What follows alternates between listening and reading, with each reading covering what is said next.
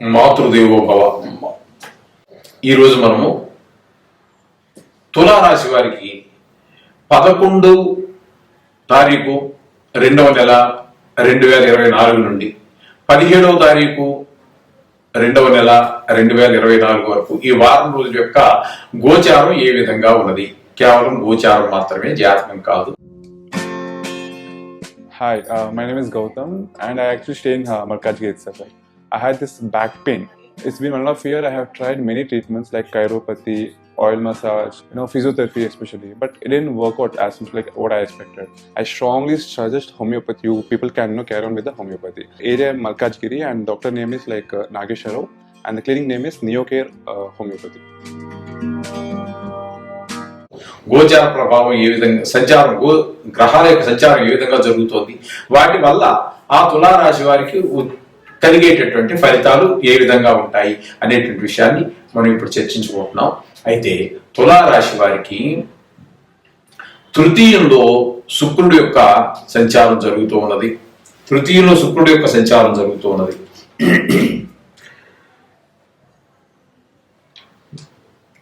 ఇంకా రవి ప్రధానంగా ఈ నెలలో రవి శుక్రులు ఇద్దరు కూడా వారి వారి స్థానాల నుండి ఒక రాశి ముందుకు ప్రవేశిస్తూ ఉన్నారు.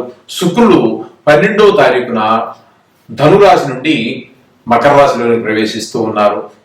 చతుర్థంలోకి వెళ్ళాక ఆయన మనకి సోఫలితాలు ఇవ్వడానికి సమర్థులవుతున్నారు ఇక్కడ ఈ రాశి వారికి.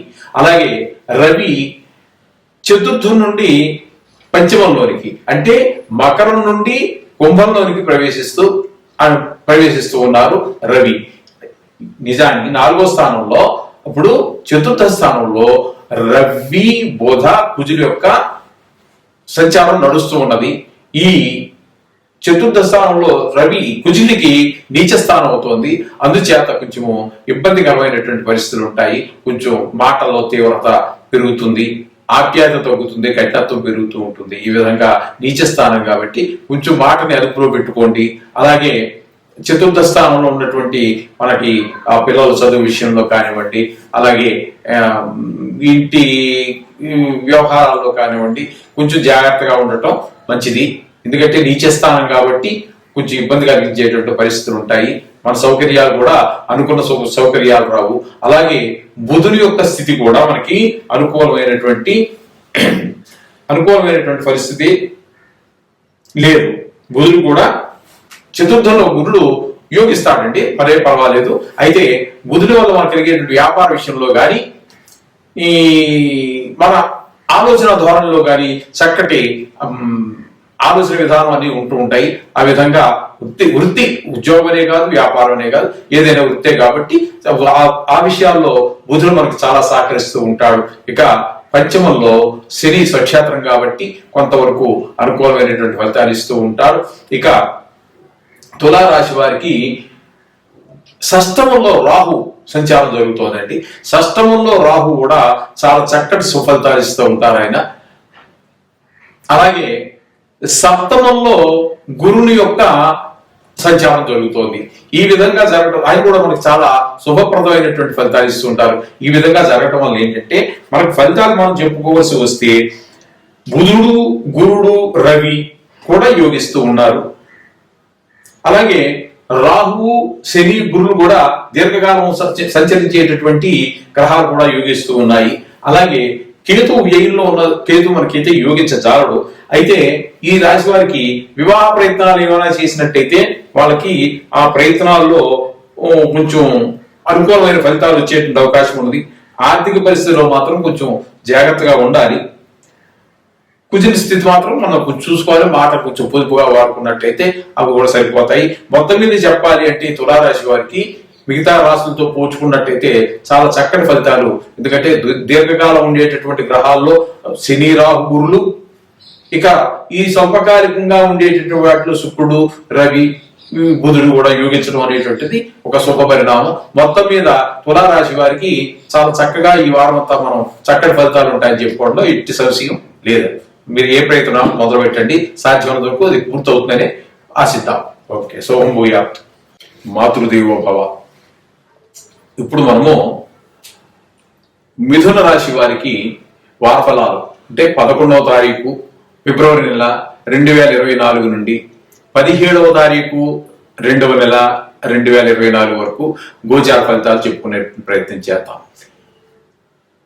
12వ తారీఖు నుండి శుక్రుడు ధనుసు రాశి నుంచి మకర రాశిలోకి ప్రవేశిస్తూ ఉన్నాడు. అట్లాగే 14వ తారీఖు నుండి రవి 14వ తారీఖున మకరం నుండి కుంభరాశిలోకి ప్రవేశిస్తూ ఉన్నారు. ఈ రెండు ఈ వారంలో జరిగేటువంటి గ్రహాల యొక్క మార్పు, వీటి కూడా ప్రాధాన్యత చాలా ఉంటుంది. అందుచేత ఈ విధంగా ఉన్నాయి. అయితే ఈ మిథున రాశి వారికి అష్టమంలో గ్రహాలు కొంచెము ఎక్కువగా 3 గ్రహాలు ఉన్నాయి. నాలుగు గ్రహాలుగా కూడా మనం చెప్పుకోవచ్చు. శుక్రుడు ఒకరోజు అక్కడ ఉండి మిగతా రోజుల్లో మళ్ళీ అష్టమంలో ప్రవేశిస్తూ ఉన్నారు కాబట్టి శుక్రుడు ఆయన కూడా అష్టమంలో 4 గ్రహాల ప్రభావం ఉన్నదండి. వాటి యొక్క ప్రభావం ఏ విధంగా ఉంటుంది అంటే మనకి కుజుడు, బుధుడు, రవి ఉండటం వల్ల దానితో శుక్రుడు కూడా చేరటం వల్ల ఈ విషయంలో చంద్రుడు, గురువు మనకు అనుకూలిస్తూనే ఉన్నారు. కానీ ఈ 4 గ్రహాలు మనకి సాధారణమైన ఫలితాలు మాత్రమే ఇస్తాయి. అయితే ఈ 4 గ్రహాల యొక్క ప్రభావం సాధారణ ఫలితాలని కూడా చెప్పుకోకూడదండి. అసాధారణమైనటువంటి ఫలితాలు ఉంటాయి. కొంచెం అపనిందలు వచ్చేటటువంటిది, అనుకోనటువంటి ఖర్చులు, అనుకోనటువంటి విషయాలు జరుగుతూ ఉంటాయి. మనశ్శాంతి ఉండదు, మనసుకి నెమ్మది ఉండదు ఈ వారం రోజులు. కుజుడి వల్ల నీచ స్థానం కూడా కాబట్టి కొంచెము మాటలో కాఠిన్యత ఉంటుంది. ఆ కాఠిన్యతలో కూడా కొన్ని మనం కొందించుకున్నట్టే ఉంటాయి. కొన్ని చికాకులు, మాట కాఠిన్యం అనేటటువంటి పనికిరాని విషయమే. కానీ మరి గ్రహ ప్రభావం తప్పదు కదండి, మనకు తెలియకుండానే అవి జరిగిపోతూ ఉంటాయి. అంచేత ఆ కుజుడు వల్ల మాటలో కొంచెం సౌహార్దత కనిపించదు. అలాగే బుధుడు అక్కడ ఉండటం వల్ల వ్యాపార విషయంలో, ఉద్యోగ విషయంలో మనకి సరి అయినటువంటి ఫలితాలు మనకి కనిపించవండి. కష్టం ఎక్కువైపోతూ ఉంటుంది, ఫలితం తక్కువైపోతూ ఉంటుంది. ఈ విధంగా ఆయన వల్ల ఉంటుంది. ఇక రవి వల్ల కొంచెం ఆరోగ్యం దెబ్బతినేటటువంటి అవకాశం కూడా మనకి అక్కడ బాగానే కనిపిస్తూ ఉంటుందండి. అందుచేత 4 గ్రహాలు అక్కడ ఉండడం అనేటువంటిది కొంచెం చాలా జాగ్రత్తగా ఉండవలసినటువంటి విషయము. అలాగే మనకి సమయానికి తిండి, నిద్ర, సమయానికి తినడం కానీ సమయానికి నిద్రపోవడం కానీ ఇవి జరగవు. కొన్ని సమయం తప్పి ఒక రాత్రి నిద్ర లేకపోతే, ఒక రోజు భోజనం లేకపోయినా పర్వాలేదు, ఒక రాత్రి నిద్ర లేకపోతే మర్నాడంతా చికాకుగా ఉంటుంటుంది. ఆ విధంగా ఈ వారం రోజుల్లో కొంచెం నిద్ర సరిగా టైంకి నిద్రపోవడం, సమయానికి నిద్ర అంటే ఏవో పనులు జరుగుతూ ఉంటాయి. అవి తద్వారా మనం సరిగా నిద్ర లేకపోవటం, సరి అయిన సమయంలో సరిగా భోజనం చేయలేకపోవటం, ఏదో సమయం తప్పి భోజనం చేయటం, ఇలాంటి కొన్ని అంతా అల్లకల్లోలంగా ఉంటుంది. కొంచెం తగిన జాగ్రత్తలు తీసుకోండి. అలాగే నవగ్రహాల యొక్క జపం, స్తోత్రాలు చదువుకోండి. మీ ఇష్టమైనటువంటి దేవుణ్ణి ప్రార్థన చేసుకున్నట్టయితే వాటిని అన్నింటినీ మనం పరిష్కారం చేసుకోవచ్చు చక్కగా. దానివల్ల మనకు సుఫలితాలు కలుగుతాయి. అయితే ఈ మిథున రాశి వారికి గురు ప్రభావం కూడా చాలా చక్కగా ఉపయోగపడుతూ ఉంటుంది మనకి. అలాగే భాగ్యంలో శని స్వస్థానం కాబట్టి అది ఆయన వల్ల కూడా మనకి పరిపూర్ణమైనటువంటి ఫలితం లేకపోయినప్పటికీ స్వస్థానం కాబట్టి కొంతవరకు మనకి ఆయన ఉపయోగపడే అవకాశం ఉంటుంది. ఈ విధంగా చేయకపోవడం వల్ల మనకి చాలా నవగ్రహాల యొక్క ప్రార్థన చేసుకోండి. రోజు గుడికి వెళ్ళండి వీలుంటే. శోభం భూయాత్.